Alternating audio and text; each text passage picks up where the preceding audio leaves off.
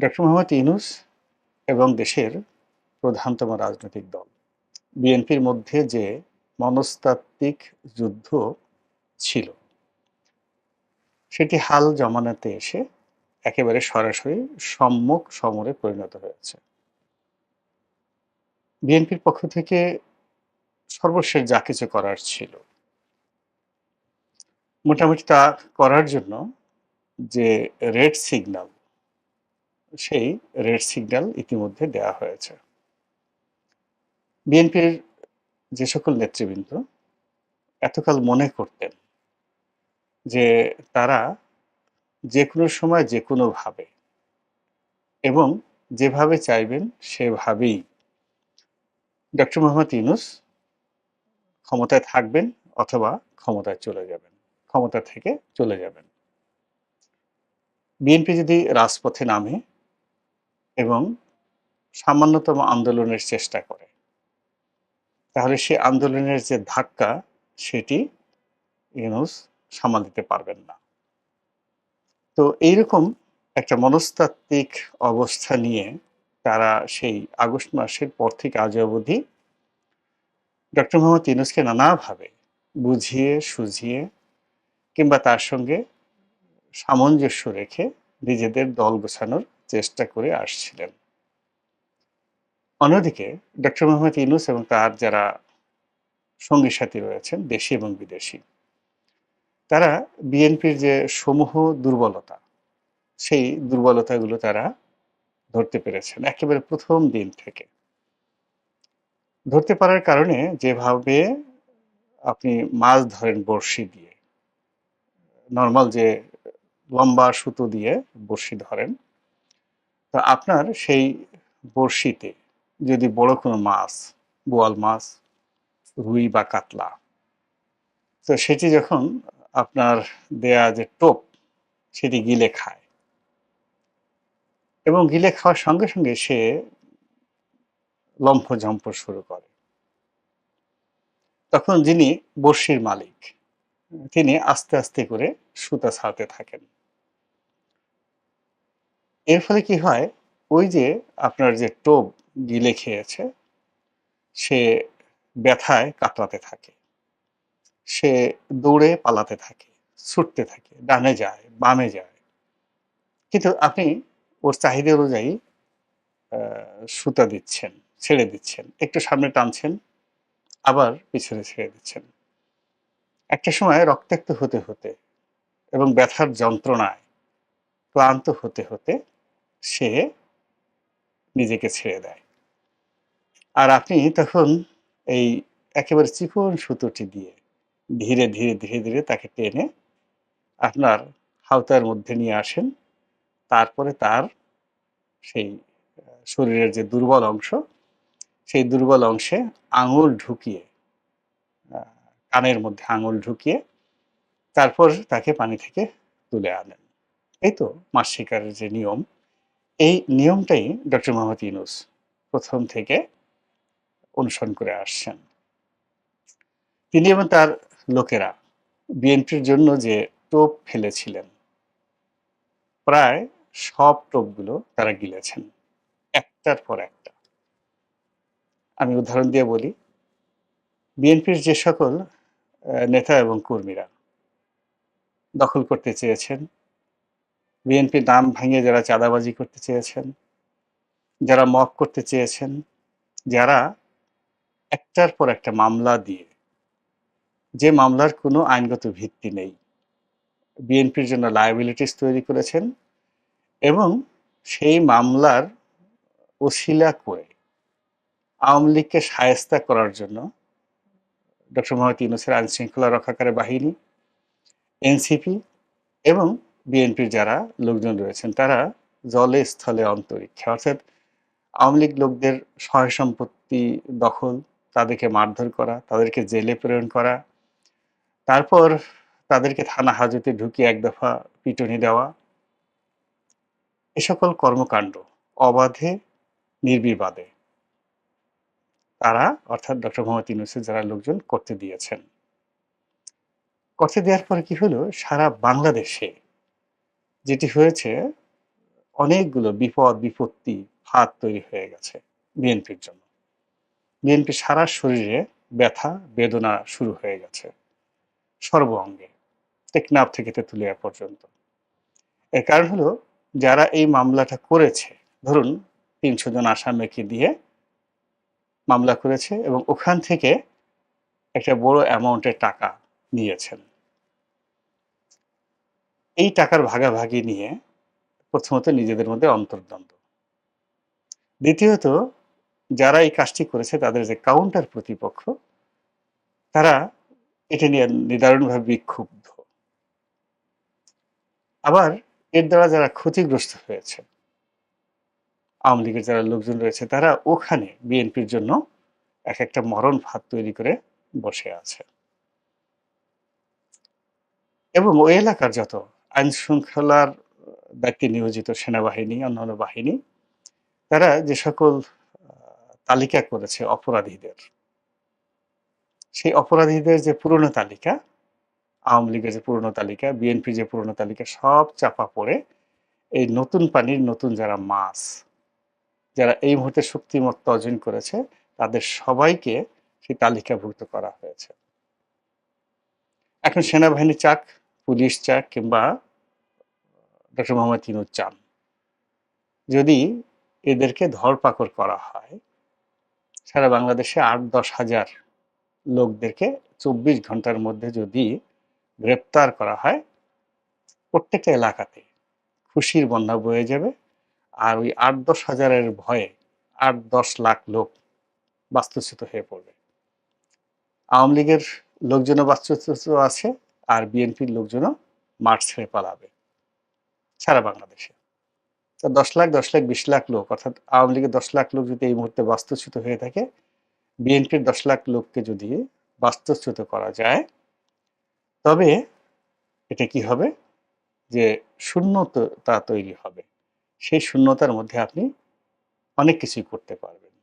তো এই যে একটা ম্যাটিকুলাস যে ডিজাইন, সেই ডিজাইনটা যে হচ্ছে, এই ব্যাপারে বিএনপির অনেক লোক, যারা বিএনপির যাকে বলা হয় থিঙ্ক ট্যাঙ্ক, তারা বিএনপির শীর্ষ নেতৃত্বকে আগস্ট মাসের একেবারে প্রথম সপ্তাহতেই, প্রথম ২ সপ্তাহের মধ্যেই কতগুলো সিদ্ধান্ত নেওয়ার জন্য বলেছিল, কিন্তু বিএনপির কর্তৃপক্ষ সেই জিনিসটি করেনি।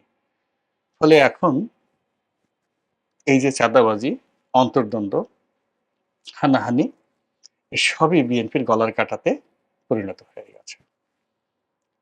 আর যদি আপনি ঢাকা শহর চিন্তা করেন, ঢাকা শহরকে কেন্দ্র করে এবং সারা বাংলাদেশকে কেন্দ্র করে আওয়ামী লীগের লোকজন ১০০ কোটি টাকা, কম করে হলেও প্রতিদিন ১০০ কোটি টাকা সারা বাংলাদেশে চাঁদাবাজি হতো।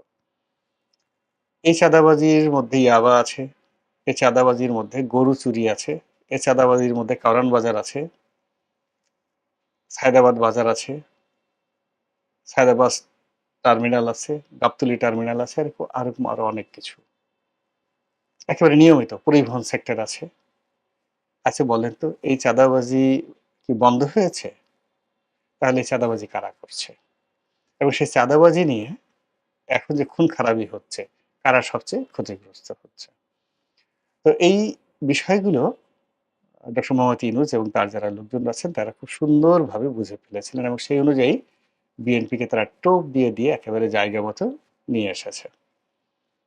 অন্যদিকে বিএনপি যখন বুঝতে পেরেছে যে তারা টোপ গিলে ফেলেছে, এখন যে কোনোভাবে নিজের দলকে নিয়ন্ত্রণ করার জন্য তাদের রাষ্ট্র ক্ষমতা লাগবে, নচেত এই বিশৃঙ্খলা তারা দূর করতে পারবে না। রাষ্ট্র ক্ষমতার জন্য ইলেকশনই তাদের একমাত্র বৈধ পন্থা।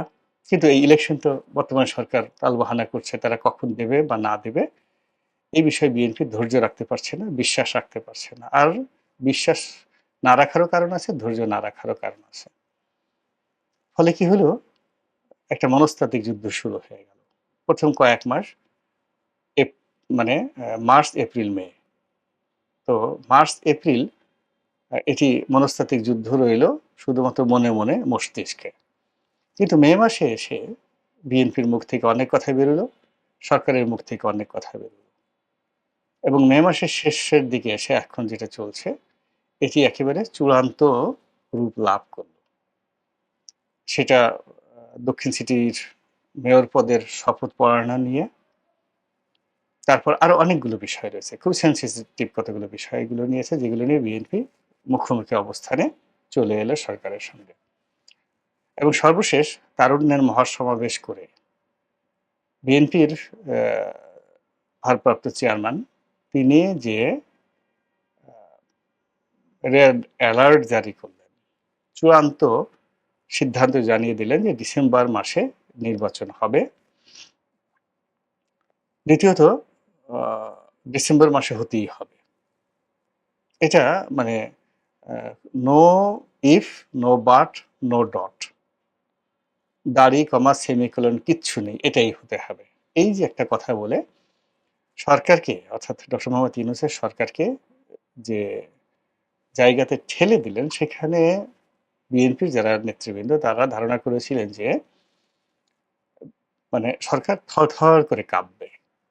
কিন্তু বাস্তবতা হলো যে সরকার নির্বিকার।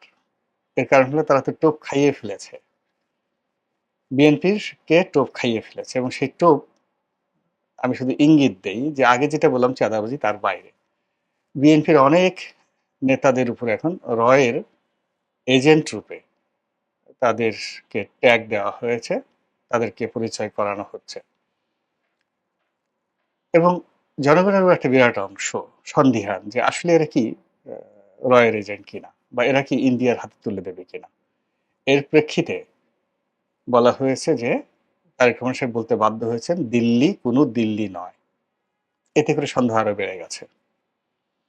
২ নম্বর হলো যে অনেকে বলার চেষ্টা করছেন যে এই মুহূর্তে পাকিস্তানের আনাগোনা বেড়ে গেছে। পাকিস্তানের যে রাষ্ট্রদূত বাংলাদেশে আছেন তিনি বিএনপির সঙ্গে তার যে যোগাযোগ, জামাতের সঙ্গে যে যোগাযোগ, সব মিলিয়ে বিএনপিকে প্রাইম ফ্যাক্টর ধরে পাকিস্তান একটা নতুন, যাকে বলে হয়, কূটনীতির দিগন্ত উন্মোচন করেছেন। এটাও বাংলাদেশের মানুষ স্বাভাবিকভাবে নিচ্ছেন এবং তার থেকে বাঁচার জন্য তিনি বললেন দিল্লিও নয়, পিন্ডিও নয়, মানে পাকিস্তান নয়। তারপরে যেটা তিনি বললেন এটাও তার জন্য কিন্তু মুসিবত। এর কারণ হলো আমাদের দেশে আপনার সাথে আমেরিকার সাথে সম্পর্ক থাকুক বা না থাকুক, সেটা আলাদা কথা, কিন্তু আমেরিকাকে আপনি শত্রু বানাতে পারেন না। তো ডক্টর মোহাম্মদ ইউনূসের সাথে এখন আমেরিকার যে সম্পর্ক রয়েছে, আর অন্যদিকে বিএনপির সঙ্গে আমেরিকার যে সম্পর্কের টানাপোড়েন যাচ্ছে, এটাকে জনাব তারেক রহমান সাহেব তার বক্তব্য দ্বারা অন্য কোনো দেশ না, অর্থাৎ যারা এই মুহূর্তে ডক্টর মোহাম্মদ ইউনূসকে সমর্থন দিচ্ছেন, ইউরোপীয় ইউনিয়ন কিংবা চায়না কিংবা ধরুন আমেরিকা, তাদের সবাইকে চ্যালেঞ্জ জানিয়ে তিনি বললেন অন্য কোনো দেশ নয়, কেবল বাংলাদেশ, বাংলাদেশ, বাংলাদেশ। এটা শুনতে খুব চমৎকার শোনা যাচ্ছিল, কিন্তু বাস্তবতা হলো এর মাধ্যমে ডক্টর মোহাম্মদ ইউনূস বিএনপিকে উত্তেজিত করে দিয়েছেন। এর মাধ্যমে বোঝা যাচ্ছে যে ডক্টর মোহাম্মদ ইউনূস জনাব তারেক রহমান সাহেবকে সেই ব্যাটিংয়ে নিয়ে এসেছেন, অথবা তিনি যে খেলা খেলছেন রাজনীতি, সেই খেলার মূল রিংয়ে নিয়ে আসছেন। এতদিন সালাউদ্দিন সাহেব একটা কথা বলতেন, মির্জা ফখরুল সাহেব একটা কথা বলতেন, অন্যান্য নেতারা কথা বলতেন, এবং সেই কথা মিনিমাইজ করার জন্য তিনি একটা উইন্ডো খোলা রাখতেন, এবং এতে তিনি হ্যাপি হচ্ছিলেন না। তিনি চাচ্ছিলেন যে তারেক রহমান সাহেব দূরে বসে যে কথাবার্তা বলছেন তার সঙ্গে আমার সরাসরি ডিল হোক। ঠিক সেই জায়গাটাতে তিনি তারেক রহমান সাহেবকে টেনে নিয়ে এসেছেন, এবং এটা তার দ্বিতীয় সফলতা। এখন কি হলো, তারেক রহমান সাহেব তো বলে দিয়েছেন, এখন তারেক রহমান সাহেব বলার পরে সালাউদ্দিন সাহেবের বক্তব্য বা অন্য কোনো নেতার বক্তব্য তো এখানে জনগণ কাউন্ট করবে না। এখন থেকে বারে বারে বারে বারে শুধু তারেক রহমান সাহেবকেই বলতে হবে। ঠিক সেম জিনিসটা কিন্তু পিনাকি করেছিল। অর্থাৎ পিনাকি যখন আওয়ামী লীগে আক্রমণ করেছিল, আমরা ওবায়দুল কাদেরকে নিয়ে কথা বলতাম, অন্যকে নিয়ে কথা বলতাম, কিন্তু পিনাকি কেবলই মাত্র বারবার শেখ হাসিনাকে রিঙে টেনে নিয়ে এসেছে। এবং শেখ হাসিনাকে নিয়ে যখন পিনাকি কথা বলেছে, গালাগাল করেছে, তখন দলের অন্য যারা নেতা কর্মী তারা চুপ থেকেছেন। তারা ভাবতে পারছিলেন না যে এখানে কি হবে। তদ্রুপ ঠিক একই অবস্থা ডক্টর মোহাম্মদ ইউনূসের যারা লোকজন জনাব তারেক রহমানকে যখন রিঙে নিয়ে আসছেন, এখন যে ট্যাগ সালাউদ্দিন সাহেবকে লাগানো হতো, যে ট্যাগ মির্জা ফখরুলকে লাগানো হতো, সেটি এখন সরাসরি তারেক রহমানকে নিয়ে যারা সরকারের লোকজন তারা খেলবে। তারা তাকে দুর্নাম দেবে, বদনাম দেবে, তাকে নিয়ে খিস্তিখেউ করবে, তাকে কালার্ড করার চেষ্টা করবে।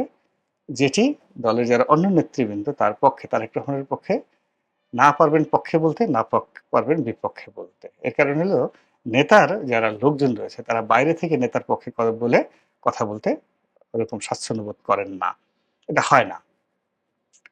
তো এখন সবাই ডক্টর মোহাম্মদ ইউনূসকে যেভাবে সমালোচনা করছেন, ইউনূস সাহেবের নিচে যেহেতু আসিফ নজরুল থেকে শুরু করে অন্যান্য সবাইকে সমালোচনা হচ্ছে, ইউনূস সাহেবকে সমালোচনা হচ্ছে।